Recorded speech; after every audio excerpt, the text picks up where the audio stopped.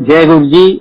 और मेरी तरफ से सभी संगत को सादर नमस्कार है।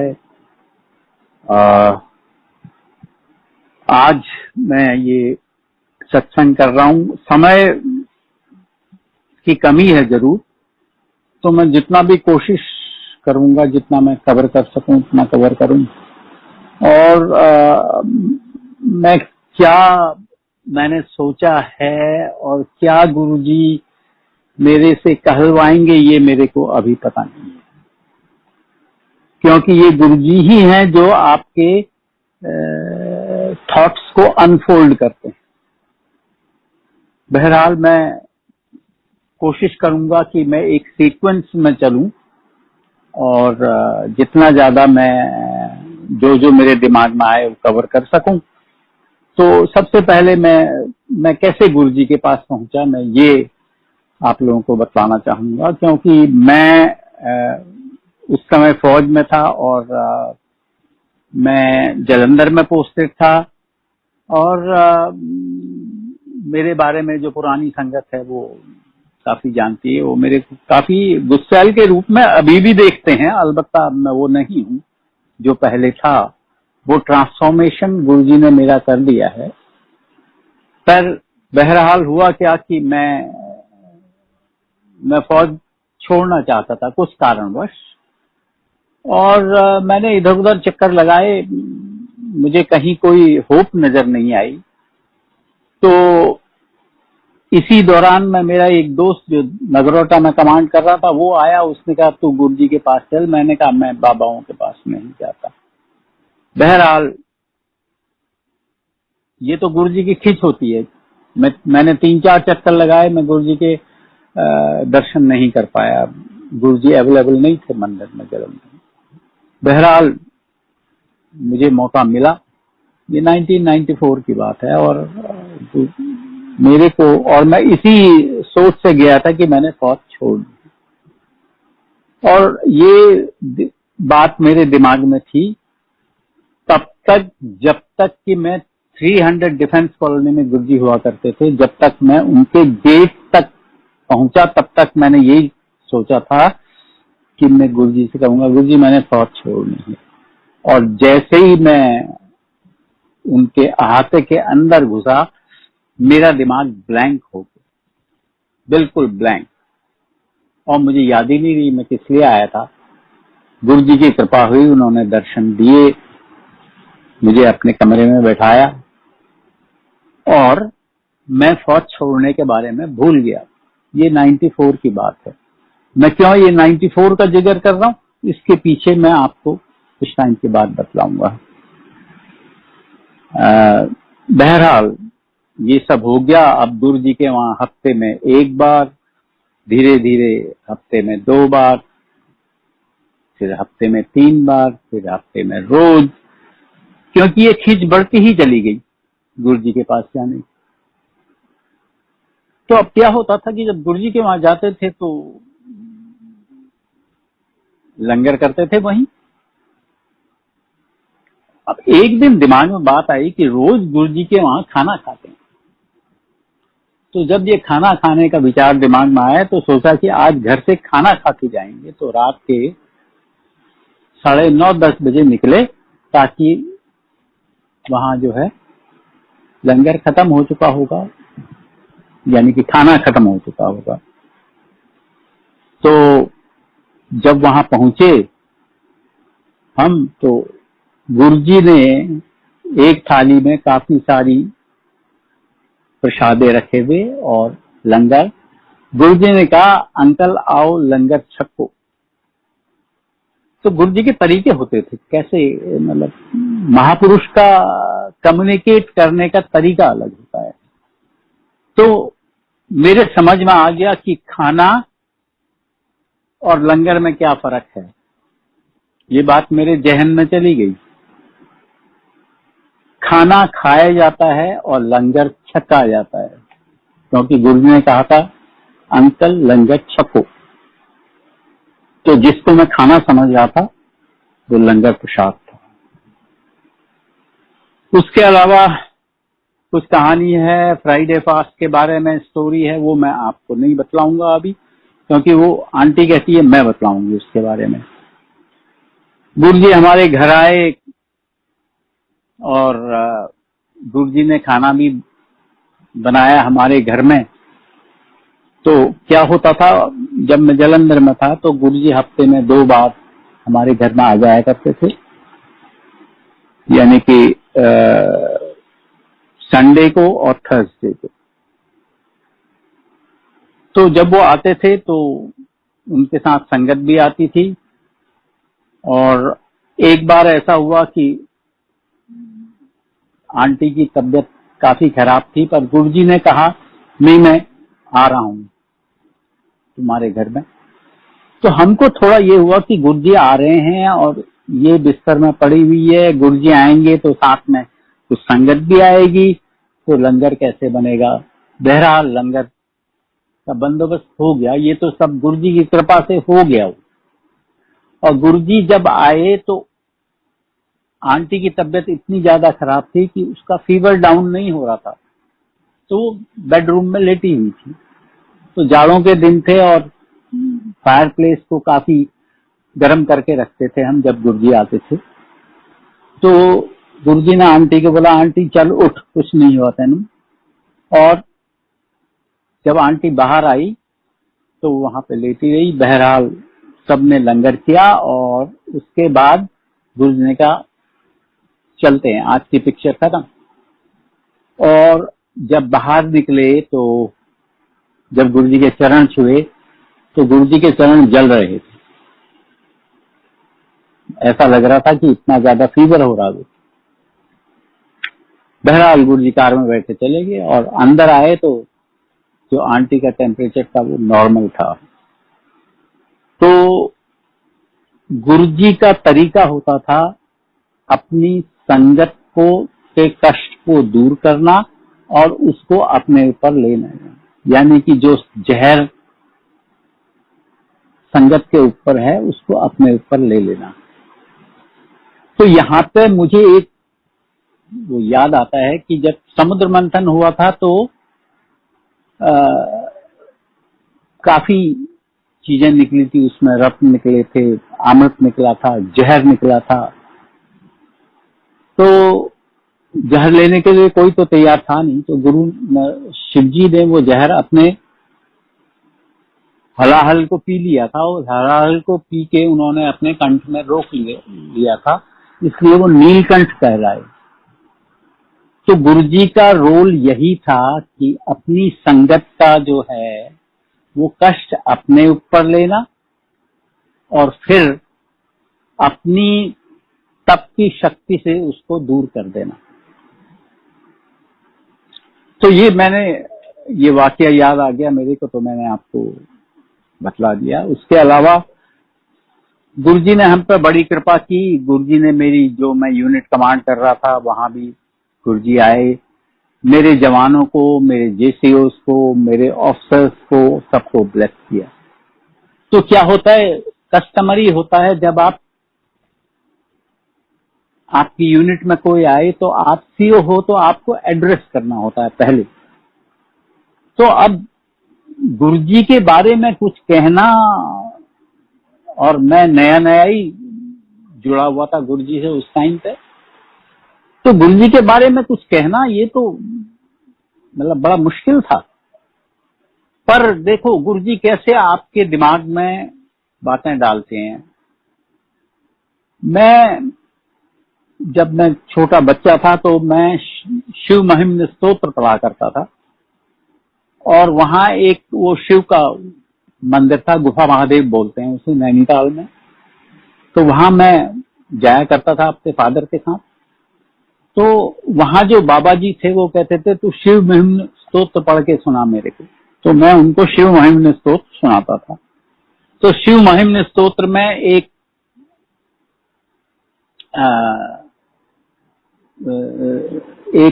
स्टेंजा था, असत्यगिर समन्त्यात् कज्जलम सिंधु पात्रे सुरतरवर शाखा लेखनी पुत्र मुर्वी लिखिति अधिगृहीत्वा शारदा सर्वकालम तदपि तव गुणानामीश पारम्यात्। अभी सोचिए, जब मैं बच्चा था तब मैं ये पढ़ा करता था, उसके बाद मैं फौज में चला गया। फौज में मुझे 26-27 साल हो गए थे, तो 26-27 साल में आदमी को क्या याद रहेगा।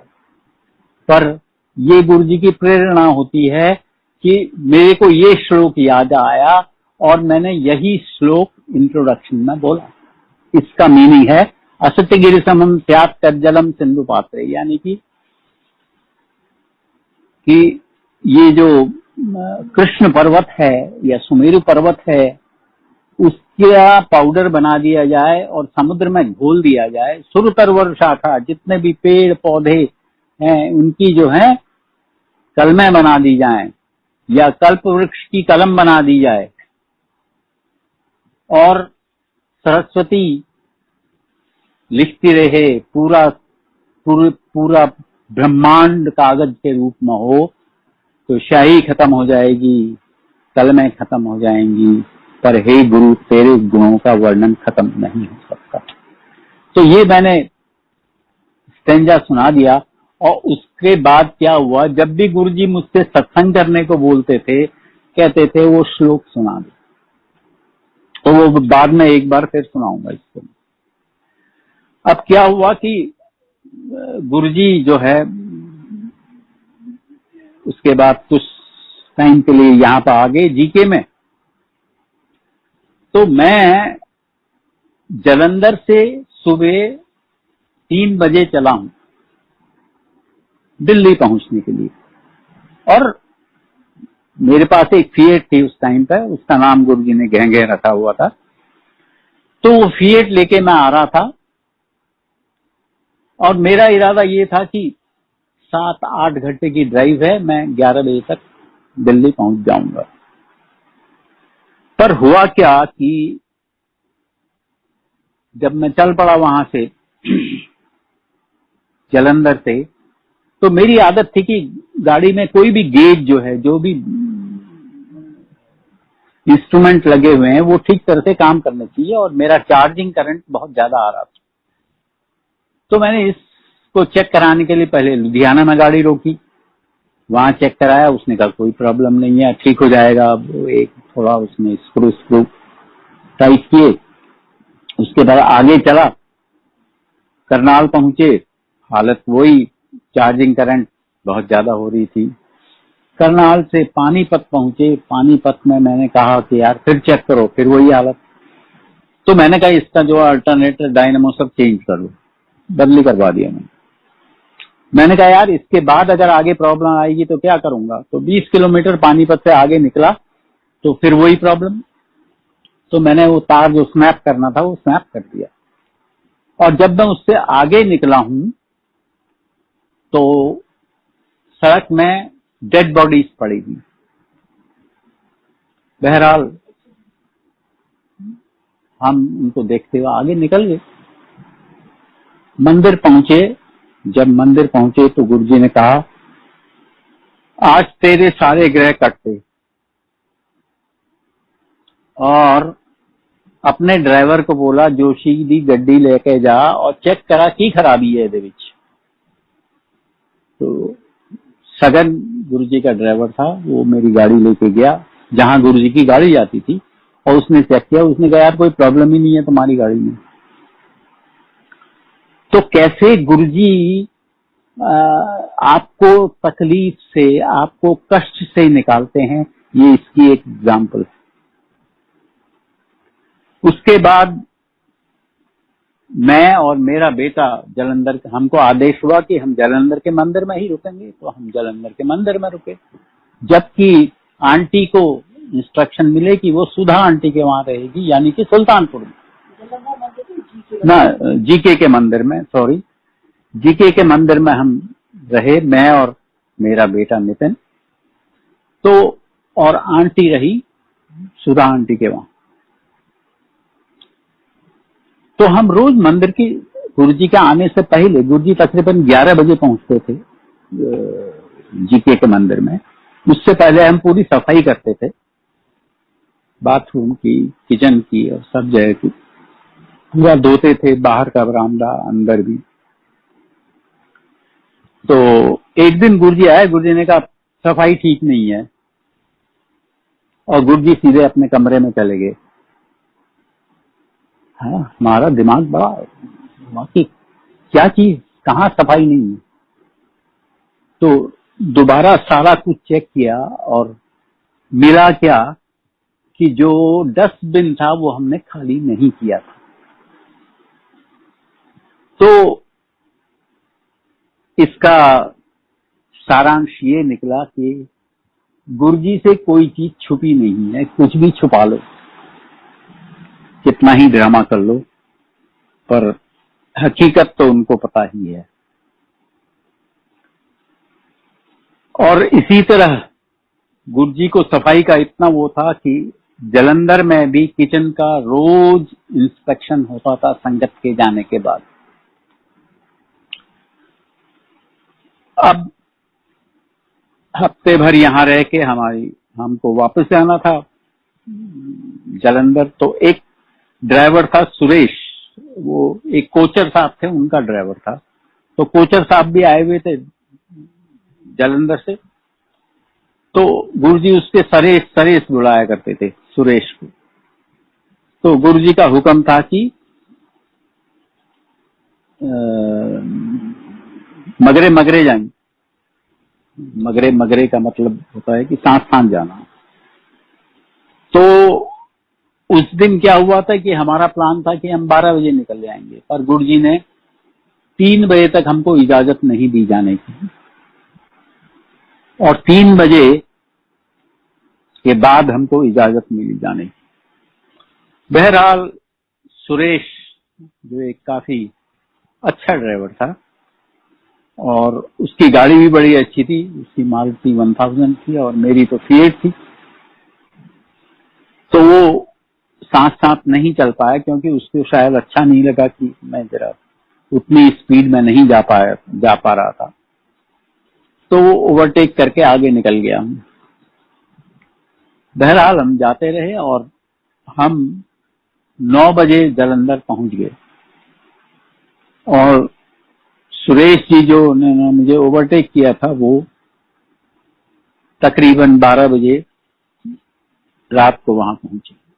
अब ये सब गुरुजी की माया थी, क्योंकि अगर गुरुजी के कोई इंस्ट्रक्शन है, साथ साथ जाना है। क्योंकि अक्सर गुरुजी के साथ बाहर जाया करते थे तो काफी सारी गाड़ियां जाती थी गुरुजी के साथ, पूरा काफिला हुआ करता था। और उसमें ये जरूरी नहीं था कि जो एक पर्टिकुलर अपनी गाड़ी में आया है वो अपनी ही गाड़ी में जाएगा ना।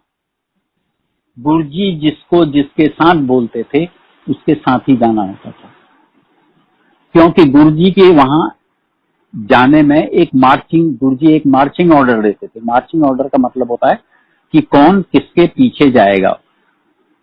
सबसे आगे गुरुजी की गाड़ी हुआ करती थी, और कभी कोई उसको फ्लाउट भी करता था, वो मार्चिंग ऑर्डर में नहीं जाता था, तो उसको उसका रिजल्ट बतला देते थे।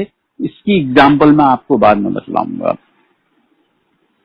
उसके बाद हम एक बार मटकन साहब के घर में भी गए थे, और वो मटकन साहब के घर में जाने की जो सीक्वेंस थी उसके बारे में आंटी बतलाएगी आपको। और जब हम लौट रहे थे वहां से वो मैं बतलाऊंगा। तो लुधियाना में ग्रेवाल अंकल का ससुराल और डॉक्टर साहब का घर था वहां पे। तो डॉक्टर साहब के घर में सुबह सुबह तकरीबन 5 बजे होंगे या 4:30 बजे थे, तो वहां पहुंचे। गुरुजी लेके गए, हम गुरुजी के साथ जा रहे थे। तो वहां पे गुरुजी ने कहा, आंटी पराठी बनाओ, अचार देना सारा नु खिलाओ। तो आंटी ने पराठी, और वो पराठी और अचार का स्वाद मैं जिंदगी नहीं भूल सकता। और वो आंटी जो थी वो बहुत ही डेडिकेटेड, और शी वॉज ग्रेट लेडी। और गुरुजी की बहुत महान कृपा थी उनके ऊपर। तो सुबह सुबह पराठी अचार खाई। अब मेरे को मैंने कोई छुट्टी तो ली भी नहीं थी, रात भर मैं गायब था स्टेशन से। तो सुबह मुझे 7 बजे एक रिपोर्ट देनी होती थी एग्जैक्टली एट 7 o'clock। और उससे पहले मुझे रिपोर्ट लेनी भी होती थी, क्योंकि वो कंपाइल करके फिर मैं अपने बॉस को वो रिपोर्ट दिया करता था। और उसका टाइमिंग बहुत इम्पोर्टेंट था। वो 7 बजे का मतलब 7 बजे। अब 6 बज गए, 6:15 बज गए, गुरुजी इजाजत दी मैंने। 6:15 बजे के बाद जब परौंठी खाली, चाय पीली, गुरुजी ने कहा हुण जा। और लुधियाना से जालंधर तकरीबन रफली 60 किलोमीटर है, और वो डिस्टेंस मैंने आधे घंटे से कम में कवर कर दी। कैसे कवर की, गुरुजी ही जाने। और ठीक 7 बजे रिपोर्ट लेके, रिपोर्ट कंपाइल करके ठीक 7 बजे मैंने कम्युनिकेशन रिपोर्ट दे दी। इसके बीच में भी काफी चीजें जो गुरुजी के वहां हुई थी, वो जो गुरुजी ने कृपा की थी।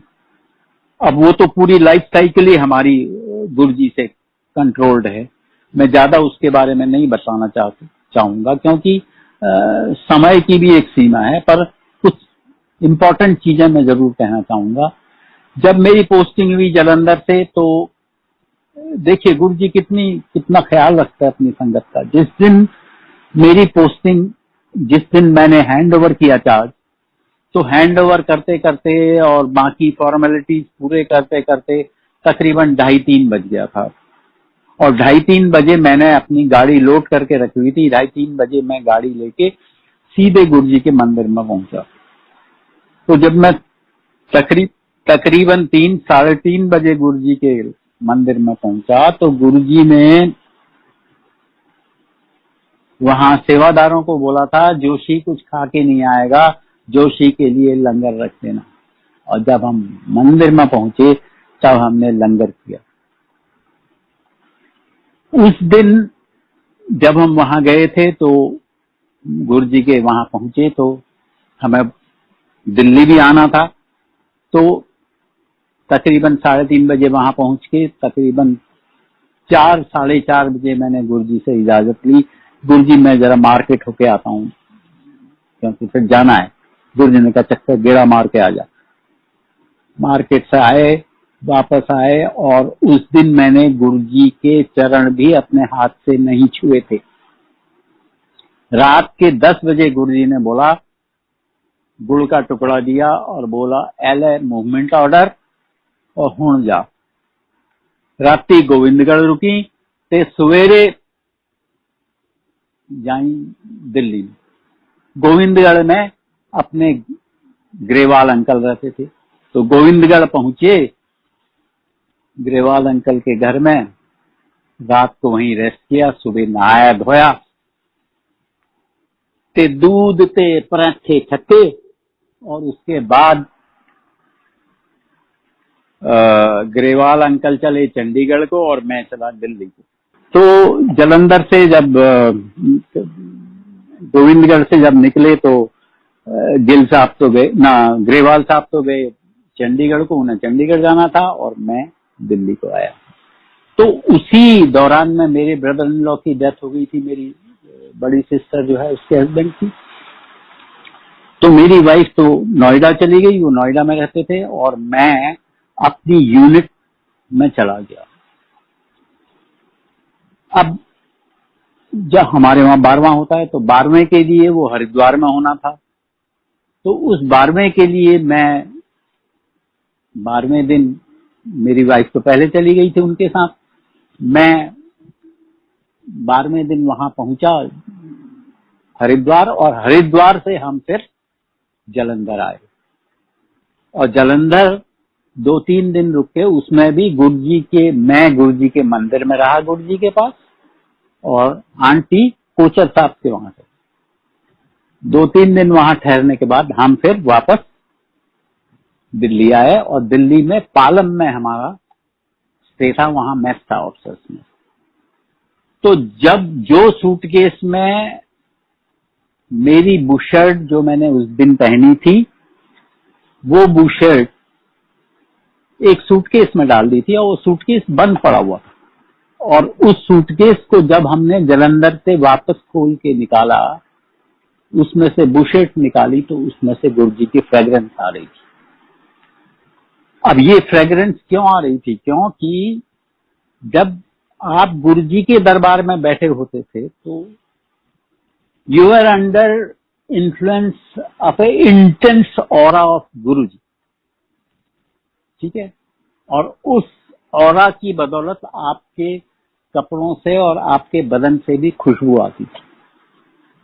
और उसके लिए भी क्या था, जो मैं बतलाना चाह रहा हूं, कि क्या होता है कि ट्रांसमीटर तो अपनी एनर्जी ट्रांसमिट करता रहता है, पर अगर रिसीवर ट्यून नहीं हो तो आपको वो चीज मिलेगी नहीं। क्योंकि रेडियो में क्या होता है, जब तक आप पहले से वो सुई वाला रेडियो होता था ना, उसको घुमाते थे आप, थोड़ा बाएं थोड़ा दाएं थोड़ा बाएं, तब जाके जब साफ आवाज आने लगी तो तब आपको अच्छी आवाज आती थी, तब अच्छे गाने बिना का गीतमाला में सुनने को मिलते थे, वरना नहीं मिलते थे। तो उसी तरह गुरुजी की जो ऑरा है, गुरुजी की जो फ्रेग्रेंस है, जब तक उसके लिए आप ट्यून अप नहीं होगे तब तक आपको वो चीज नहीं मिलेगी जो गुरुजी ट्रांसमिट कर रहे हैं। गुरुजी कुछ सबक देते थे। क्या होता था कि जब गुरुजी मंदिर में आते थे, सुल्तानपुर की बात है, जब गुरुजी अपने कमरे से बाहर निकलते थे तो उस टाइम पे हम शैंडलियर की लाइट ऑन किया करते थे। तो शैंडलियर ऑन किया एक दिन और उसका एक बल्ब नहीं जला। तो गुरुजी ने जाते हुए बोला, 10 के कितना ते फिर की कितना। I mean to say, if you have to be told to do a thing, then you have not done your job. इसका मतलब है कि वो शैंडलियर का बल्ब आपने पहले चेक करना था और वो खराब था तो उसको रिप्लेस करना चाहिए। तो सीख, महापुरुष नु देख के चीज लानी चाहिए जी। हम भी सेवादार थे, थोड़ा चौधरी बन गए थे तो थोड़ा सा सीना चौड़ा हो गया था। तो गुरुजी के लिए, जब गुरुजी आते थे ऊपर के कमरे से नीचे नहा धो के और कपड़े पहन के, तो उनके लिए लस्सी लेके जाते थे, ठंडी, चिल्ड, सुपर चिल्ड। और ये मेरा ही काम था वो लस्सी लेके जाने का। तो मेरा भी सीना थोड़ा चौड़ा हो गया था कि मैं थोड़ा इम्पोर्टेंट सेवादार हूं। तो हुआ क्या कि एक दिन लस्सी लेके गए, वो गिलास को एक कटोरी से ढक के ले जाते थे और गुरुजी का एक सेपरेट अलमीरा था जिसमें गुरुजी के बर्तन रखे रहते थे सुल्तानपुर। तो जब वो कटोरी से ढक के ले गया और वहां कटोरी जब मैंने गुरुजी के सामने उठाई, गुरुजी को लस्सी सामने रखने के लिए, तो लस्सी के अंदर अचार था। यानी कि उस कटोरी में अचार कहाँ से आया, कैसे आया, क्या आया, कुछ पता नहीं था। तो गुरुजी ने कहा, जो ना महापुरुष लई केड़ी कोई चीज लेके आंदे ते उन्होंने चेक करके लेके आंदे। You can imagine my flight at that time. मतलब काटो तो खून नहीं, धरती ऐसा लग रहा धरती खसक जाए और मैं समा जाऊं उसमें, क्योंकि ये बहुत बड़ी गलती थी। तो गुरुजी ने वो लेसन सिखा दिया कि सीना चौड़ा मत करो, काम ठीक तरह से करो, ठीक है। उसके बाद फिर एक मौका आया कि हमको तो रात को देर में ही छुट्टी मिलती थी, 2, 2:30, 3 बजे। गुरुजी को सुबह पंजाब जाना था। गुरुजी ने कहा मूली के पराठे बना के ले आना सवेरे। छुट्टी मिली है, 5 बजे मूली के पराठे लेके पहुंचना चाहिए। तो एज यूजुअल हमने कहा नहा धो के फिर बनाएंगे मूली के पराठे। तो नहाने धोने में लगे, मूली के पराठे बने और जब लेके वापस सुल्तानपुर पहुंचे तो उस समय 5:05 हुए थे। तो गुरुजी ने कहा uncle you are late. Guruji gate पर खड़े। तो ये समय की परिभाषा थी गुरुजी की। तो सबक सीखने के लिए मैं इसलिए दे रहा हूं इनका रेफरेंस, क्योंकि ये जो मेरे साथ प्रैक्टिकली हुआ। गुरुजी प्रसाद दिया करते थे, जो कुछ भी मिठाई आती थी वो हम लोग क्या करते थे, क्योंकि हमको पता होता था क्या क्या मिठाई आई है, बेसन के लड्डू आए हैं, मोतीचूर के लड्डू आए हैं, या कोई काजू कतली लाया है, तो वही थाल में लेके या तो विप्पी जाता था या कभी कभी मैं भी चला जाता था। तो हमारा क्या होता था कि हम, क्योंकि अंदरूनी थे, चौधरीपना थोड़ा तो था ही, तो ये था कि कौन सी मिठाई खानी है उसके लिए जो है लाइन में उसी हिसाब से चलना है, जब वो मिठाई वहां परात में रखी होगी। और होता क्या था, अगर बेसन का लड्डू नहीं खाने की सोची है और जब काजू की कतली गई तब लाइन में लगना है, तो जब नंबर आता था तो बेसन का लड्डू ही मिलता था कि भैया it is not your choice, what Guruji is giving you is his choice. You cannot exercise your choice when Guruji is giving you something. Guruji is giving you prasad. गुरुजी कहते होंगे सी कि ड्राइवर और मालिक नाल लंगर छके ता गल बनू, क्योंकि this is what Guruji teaching was. और वो चार लोग एक थाली में खाना खाना, उसका क्या महत्व था, ये महत्व था, ड्राइवर और मालिक नाल लंगर करे। और उसमें शब्द भी है, एक दृष्टि कर संसर जानी, यानी कि सारे संसार को एक ही दृष्टि से देखना है, गरीब हो अमीर हो, सोशल स्टेटस कुछ भी हो। That is where the concept of social equality was there. ये गुरुजी की सीख हुआ करती थी। अलग अलग भ्रांतियां आ जाती हैं, उसमें है ये करो वो करो वो करो, पर गुरुजी कहते होंगे सी हर बंदे ਲਈ ਵੱਖਰਾ इंजेक्शन ਹੁੰਦਾ है, एक कोई इंजेक्शन हर बंदे ਨੂੰ नहीं लगा सकते। तो अगर कोई चीज मुझे बोली गई है तो मेरे लिए लागू है, और कोई चीज दूसरे के लिए बोली गई है तो उसके लिए लागू है।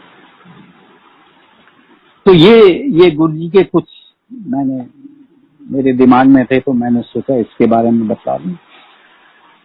एक बिनी सिंह थी, जो बिनी सिंह का एपिसोड मैं बतलाना चाहूंगा कि बड़े मंदिर में गुरुजी ने कहा बिनी सिंह ने बुला के लेके आ जा। गुरुजी अंदर लंगर कर रही थी कमरे च।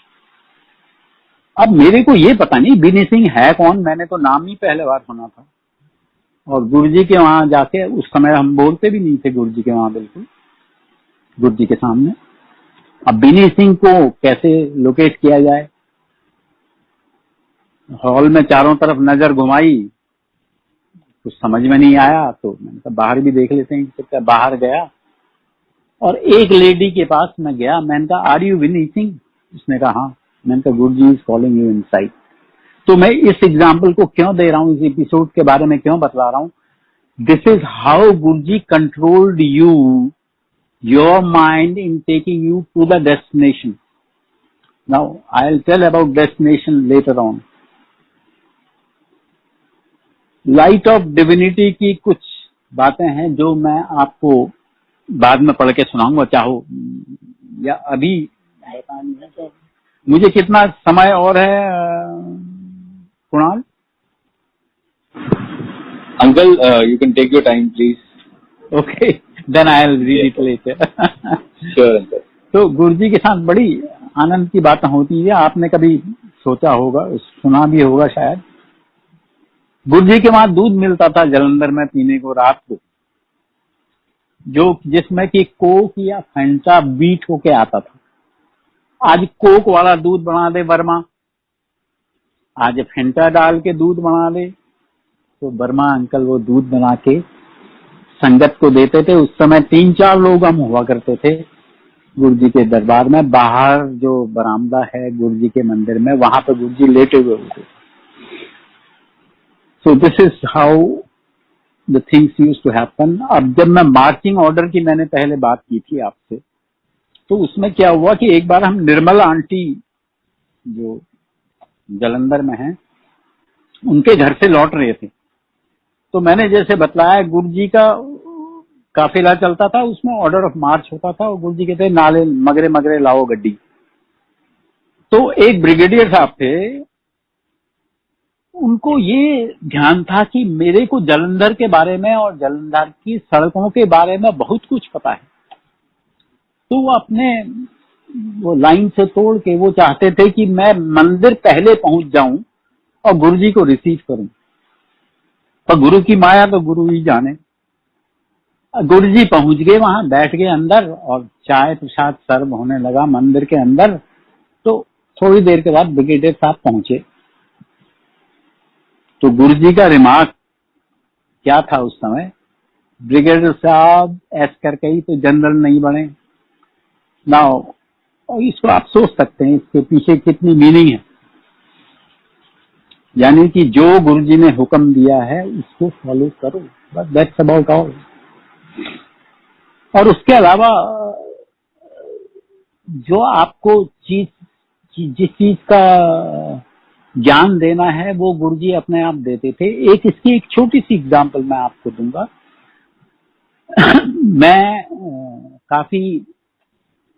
मैंने वेद पढ़ा। जब मैं बचपन में मेरे को वेद पढ़ाया भी गया, मेरे को सिखाया भी गया। तो उसमें वेद में एक पुरुष सूक्त जो है वो 16 मंत्रों का जो एक 16 ऋचाएं हैं उसमें, उसको पुरुष सूक्त बोलते हैं। और वो उसमें महापुरुष के बारे में बतलाया गया है। तो जो मीनिंग हमने समझी, जब तक मुझे पूरा वो याद हो गया था, जो मीनिंग जो उसका अर्थ हमें समझ में आया वो ये था कि हजारों हैं सर जिसके, हजारों हैं आंखें जिसकी, सहस्त्र शीर्षा पुरुषा सहस्राक्ष, हजारों हैं आंखें जिसकी सहस्राक्ष, सहस्त्र हजारों हैं पैर और हाथ जिसके, सबू मिगुंग वो जमीन से 10 अंगुल ऊपर है। तो ये मीनिंग है उस श्लोक की। तो लिटरल मीनिंग तो यही थी, पर ये इसका भावार्थ जो है वो गुरुजी ने ही हमको समझाया।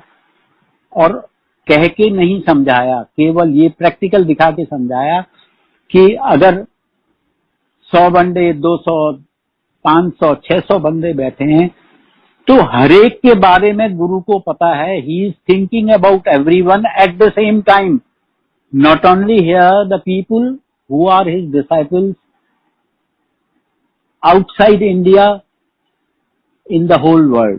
He is thinking about everyone at the same time.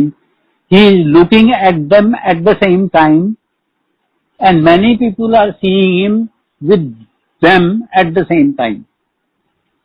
तो इसका जो मीनिंग जो मेरे समझ में आया गुरुजी के प्रभाव से वो ये था। तो गुरुजी एक गल और दस दे सीगे, टब्बर दे नाल रोटी तो रोज ही खांदे हो ते संगत दे नाल भी रोटी खाया करो। मतलब that is my reference to the people trying to have a selective group to have langar together.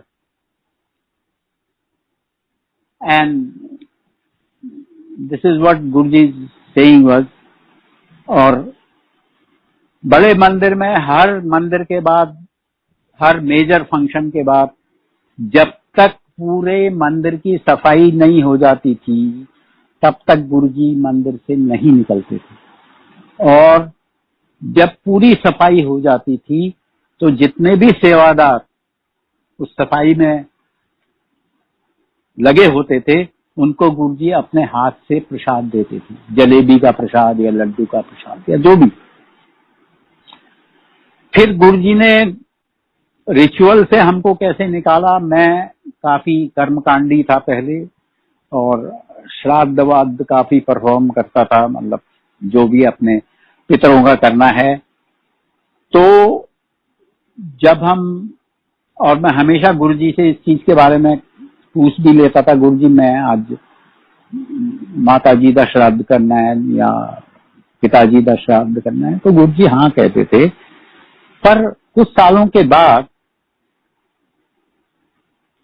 जब हम नैनीताल गए तो मेरे ब्रदर इन लॉ जो अब नहीं रहे, उनकी डेथ हो गई, तो उनको गुरुजी ने बोला तेरा साला श्राद्ध मनाई जांदा, मैनू परेशान कर रहा।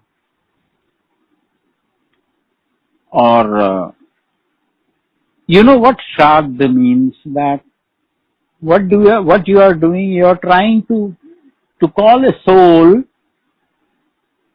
to come to the shraddha and accept the offerings given by you, and it has to be really done with shraddha. So when a soul is liberated, to bring that soul back onto the earth needs some effort and some cosmic effort, and that cosmic effort could be done only by the Guru, nobody else. He could only bring a soul to a particular place. So from then onwards, now this is where the concept of rituals comes, where Guruji said it is not the rituals you should get bogged down by. Okay? Now this is how I was taken out of it, और उसके बाद मैंने कभी भी श्राद्ध किया नहीं, until unless mandatory for social reasons. उसके अलावा हेल्थ इश्यूज थे मेरे, जब मैं सर्विस में था, ब्लड शुगर और बीपी, और जैसा कि फौज में ऐसा होता है कि अगर ये प्रॉब्लम्स आपको हैं तो this becomes a hindrance in your promotion. पर गुरुजी ने मेरे को बोला कि तू चिंता ना कर, तेरा एसीआर, तेरे मेडिकल हो जू। और श्योर एनफ जब गुरुजी ने कहा ये, तो मेरा ब्लड प्रेशर भी नॉर्मल निकला और शुगर भी नॉर्मल निकली, जिसका उपाय गुरुजी ने बताया था। अगर मैं उसके डिटेल में जाऊंगा तो काफी टाइम लगेगा, इसलिए मैं नहीं बता रहा हूँ, पर गुरुजी ने कह दिया तो तेन प्रॉब्लम नहीं है, तो चिंता ना कर, तेरा मेडिकल हो गया मेडिकल। उसके अलावा लखनऊ में मेरे को काफी, मेरे किडनी रीजन में काफी पेन हुआ था, तो मैंने ब्रिगेडियर सैनी है उनको बतलाया कि मुझे बहुत पेन हो रहा। उन्होंने गुरुजी से बात की, गुरुजी ने कहा उन्होंने 2 कॉम्बी फ्लेम खा लेता सो जा, और पेन मेरे को बहुत सीवियर था, तो मैंने 2 कॉम्बी फ्लेम खाई, नींद आ गई मेरे को। और यहाँ आके टेस्ट कराया RNR में, तो अल्ट्रासाउंड वगैरह हुआ किडनी का, और उसमें केवल मार्क दिखे of the stones, but there was no stone per se, there was nothing, so it became normal. This is how Guruji used to address your health issues. मेरे को एंट्री की बैन हो गई थी तकरीबन 4 महीने तक। 4 महीने तक मुझे मंदिर में अलाउड नहीं था। अभी आप सोच सकते हो मैं किस हालत से गुजरा हूँगा वो 4 महीने, जबकि मैं रोज गुरुजी के दरबार में, मुझे रोज आना जरूरी था, और एक दिन में नहीं जा पाया, और गुरुजी ने कहा रहने दे, छठ पर। बहरहाल 4 महीने के बाद जब मैं जलंधर से आ रहा था, तो शताब्दी से आ रहे थे, गुरुजी के साथ आ रहा था, तो गुरुजी ने वो उस दिन क्या किया, मेरे को अपने पैरों के पास बिठा लिया और अपना पैर मेरे पैरों के ऊपर रख दिया, और मामी साथ में बैठी थी, बड़ी मामी, उन्होंने कहा जोशी चाय पी ले, पानी ले। मैं क्या छड्डो भरिया हूं, इस वेले नहीं। बहरहाल I kept on sitting like that for till we reached Delhi, and then Guruji said on that day, आ जाई फिर कल शामी, आ जाई हुण घर जा। और गुरुजी का क्या होता था, Guruji transformed you, your behaviour, your conduct, your habits and everything without saying anything.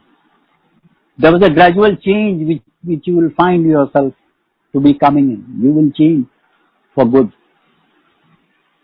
और गुरु का क्या होता है, it's a elevation in gradual stage. अब जब मैं एलिवेशन एंड ग्रेजुअल स्टेज बोल रहा हूं, तो उसका कहने का मुद्दा यह है कि disciple Guru relationship such that Guru wants to take you to a destination, and destination is decided by Guru, and he ensures that disciple reaches his destination, maybe in one life cycle, maybe in 2 life cycle, maybe in couple of life cycles. Now that is where the linkage between Guru and Chela is. गुरु जी कहते होंगे सी मैं परिवार बनाया है ते हाथ अपनी 2 और 4 अंगुलियां,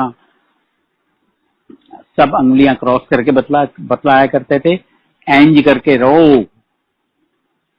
which is I think important. Now please bear with me, which I feel important, because light of divinity जो लिखी गई थी, इसके बारे में जित्तू ने भी बतलाया होगा कि गुरुजी किसी को तो बोलते थे कि लिख के ले आई, किसी को बोला कैसेट में रिकॉर्ड करके ले आई, किसी के लिए बोला गुरुजी ने जित्तू तू जा, नोट करके लेके आई, उससे घर जाके सुन के आ। और ये होता था कि रात को कई बार 2-2:30 बजे गुरुजी ने वो रिटर्न स्क्रिप्ट या सीडी या पकड़ानी और कहना पहले जित्तू नू दई फिर अपने घर जाए। Now the light of divinity book जो थी ये तैयार हो गई थी, पर गुरुजी ने इसको रिलीज करने के लिए परमिशन नहीं दी। पर कुछ चीजें ऐसी हैं जो लाइट ऑफ डिविनिटी में मेरे को बहुत अच्छी लगी, तो मैं उनको पढ़ के सुना देता हूं आपको। There are no words to describe or evoke a Mahapurush like Guruji, for words cannot capture the infinite. Like signposts, they can only indicate the way and help the traveler along. They are merely, with the blessings of Guruji, catalysts. They are not him, and therefore they should be taken as tools and discarded once they have been made use of.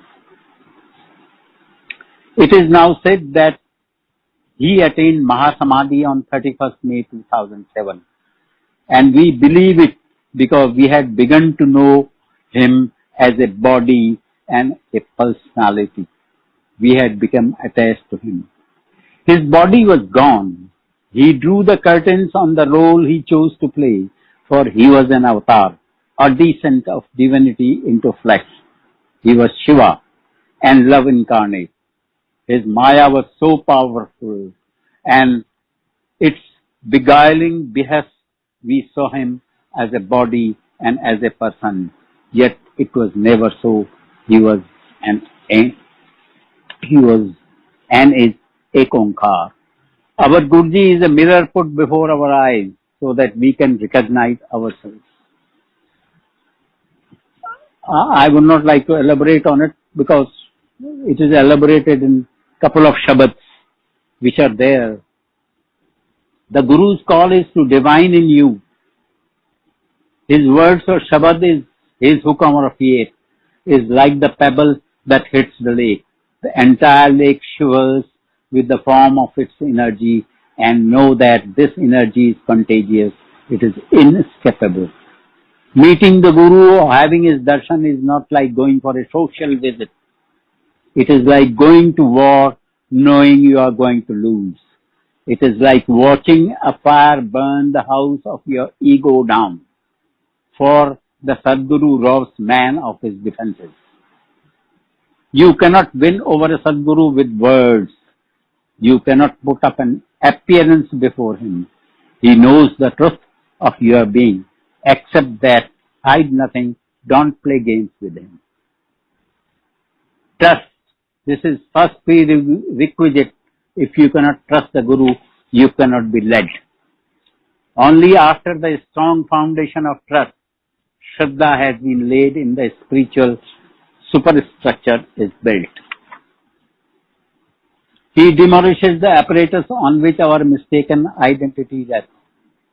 We are souls encased in bodies, not bodies with souls. We are souls encased in bodies, not bodies with souls. Guru's grace is never more evident when life comes up with a challenge or a test. At such times, Guru can take disciples' karma upon himself, alleviating its misery-causing effects. As always, Guruji has been suffering in the problems of his Sangat, suffering for it and getting rid of the problem of the Sangat. There are times when the disciple resents his Guru. Guru leaves no psychological stone unturned to perfect his spiritual son, but the disciple's commitment wilts as the Guru operates on his mental makeup. Guru selflessly spends a huge amount of energy and time in fashioning a disciple. Once you are with a Guru, once you accept his stewardship, you must go where he leads you.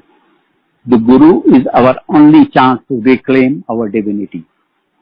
But at all times, he is our Guru, no matter whether he is joking or lending an ear to the happenings of the day. He is our Guru, first, foremost, and last.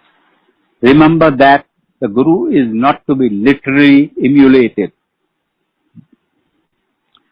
Important, remember that the Guru is not to be literally emulated.